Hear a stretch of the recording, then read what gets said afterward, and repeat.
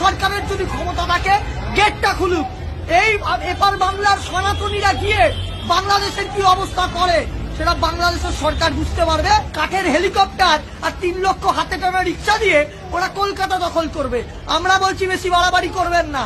যদি আমাদের মাথা ঘুরে যায়, ওপার বাংলার আপনাদের দেশের সনাতনীরা আপনাদের চট্টগ্রাম, সিলেট, রাজশাহী এগুলো কবজা করে নেবে। আপনাদের যে সকল বাবা আছে Pakistan, China, America, deep state, ISI, যত রকম জামাতি জেহাদি সংগঠন আছে, তালিবানি সংগঠন আছে, তাদের সাথে ক্ষমতা থাকলে হাত মিলিয়ে নিন। আমিও চ্যালেঞ্জ করলাম আপনাদেরকে, আপনারা যদি বর্ডারে পা রাখার চেষ্টাও করেন, আপনাদের জন্য ভারতীয় জওয়ানদের একটা বুলেট সাজিয়ে রাখা আছে।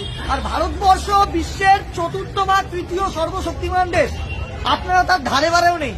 ভারতবর্ষের আশ্রিত আপনারা দয়াতে বেঁচে আছেন। ভারতবর্ষ হৃদ্যতা করে আপনাদের বাঁচিয়ে রেখেছে, হৃদয় দিয়ে বাঁচিয়ে রেখেছে বলবেই।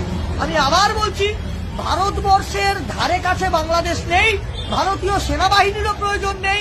শুধু 15 মিনিটের জন্য বাংলাদেশের সরকারের যদি ক্ষমতা থাকে গেটটা খুলুক।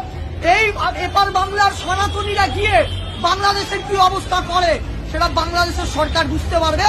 আর এই ডিপ স্টেটের এজেন্ট মোহাম্মদ ইউনূস, ISI এর দালাল, মৌলবাদের দালাল, খালেদা জিয়া বিএনপি নেত্রী, সবাইকে হুঁশিয়ারি দিয়ে বলছি।